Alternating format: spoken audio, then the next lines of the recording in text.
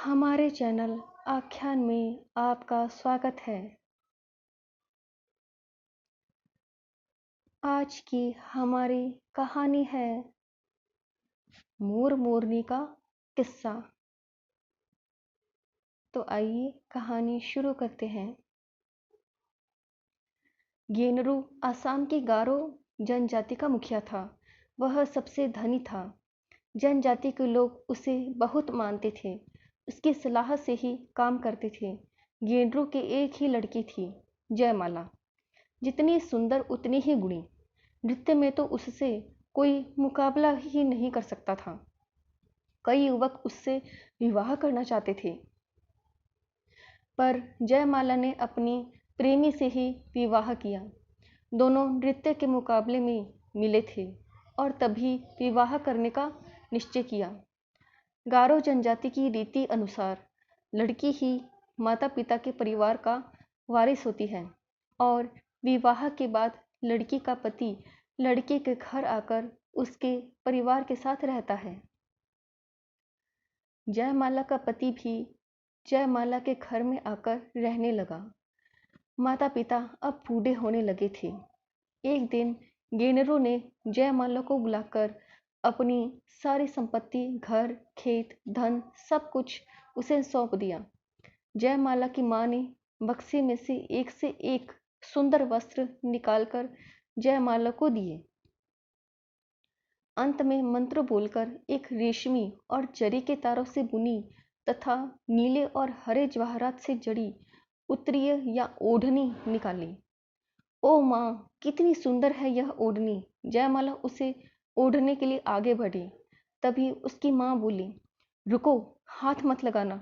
यह जादू की ओढ़नी है जो देवी ने मेरी नानी की नानी को दी थी। तब से यह हमारे परिवार में है। इसे संभाल कर रखना और कभी भी मंत्र का उच्चारण किए बिना इसे हाथ मत लगाना, नहीं तो अनर्थ हो जाएगा। और माँ ने जयमाला को मंत्र सिखाया। मंत्र सीखकर जयमाला ने ओढ़नी ओढ़ी। जयमाला पहले से भी अधिक सुंदर लगने लगी। कुछ दिन बाद जयमाला के माता पिता का निधन हो गया। जयमाला अपने माता पिता के निधन से बहुत दुखी हो गई। उसका पति उसे खुश रखने का हर संभव प्रयत्न करता, हर समय उसके साथ रहता। दोनों मिलकर हर कार्य करते। वह गांव के मेलों, उत्सवों में जयमाला को लेकर जाता और उसका मन बहलाता। जयमाला और उसके पति ने खेती बाड़ी अच्छी तरह से संभाली। जयमाला माँ की दी हुई जादू की ओढ़नी बहुत संभाल कर रखती थी। मंत्र पढ़कर उसे केवल खास मौक़ों पर पहनती और धूप दिखाकर फिर बक्से में रखती। उस वर्ष सावन और भादों में मूसलाधार वर्षा हुई। कई दिन तक लगातार वर्षा होती रही। एक दिन अच्छी धूप निकली। जयमाला ने घर के कपड़े धूप में सुखाने के लिए डाले। उसमें उसने अपनी बहुमूल्य जादू की ओढ़नी भी धूप में डाली।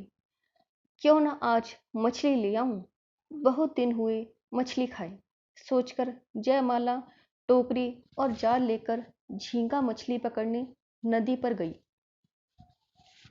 जाने से पहले उसने पति को बताया, चाहे कितनी भी गीली हो जाए, ओढ़नी को हाथ मत लगाना। पर यह बताना भूल गई कि वह ओढ़नी जादू की है। ना ही उसने पति को आवश्यक मंत्र सिखाया। उसने सोचा, कड़ी धूप है, वह जल्दी से थोड़ी सी मछलियां लेकर लौट आएगी और ओढ़नी तथा अन्य कपड़े उठा लेगी। अभी जयमाला ने कुछ ही मछलियां पकड़ी थी कि देखते देखते आकाश काले बादलों से ढक गया। बादल की गड़गड़ाहट और बिजली की कड़कड़ाहट में पानी बरसने लगा। जयमाला के पति ने देखा कपड़े गीले हो रहे हैं। उसने जयमाला को आवाजें दी, पर बादलों और बिजलियों के शोर में जयमाला को कैसे सुनाई देता। इधर जयमाला जल्दी जल्दी वापस आ रही थी, परंतु इससे पहले कि वह पहुंचती, जयमाला के पति ने सोचा कि यह सुंदर ओढ़नी जो जयमाला को बहुत प्यारी है, भीग रही है, खराब हो जाएगी।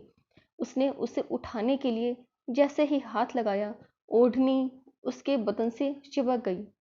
आहिस्ते आहिस्ते उसका शरीर बदलने लगा। अब उसका शरीर पक्षी के शरीर में बदलने लगा। उसके रंग बिरंगे पंख निकलने लगे थे। जयमाला वहां पहुंची। पति के शरीर को पक्षी के शरीर में बदलते देख वह रोने लगी। अपने दुख में वह मंत्र बोलना भी भूल गई। उसने पति के शरीर से लिपटी ओढ़नी खींचनी चाही। ओढ़नी को हाथ लगाते ही उसका शरीर भी बदलने लगा, पर उसके पक्षी शरीर में पंख कम निकले, क्योंकि ओढ़नी का सारा रेशम तथा नीले हरे जवाहरात पक्षी का शरीर बने पति के पंखों में बदल गए थे। जयमाला के हिस्से में कम या ना के बराबर पंख आए। जो आए वे पति के पंखों जैसे सुंदर और चमकीले नहीं थे। हरे नीले चमकीले पंखों वाला उसका पति बना मोर, और जयमाला बनी कम पंखों वाली मोरनी।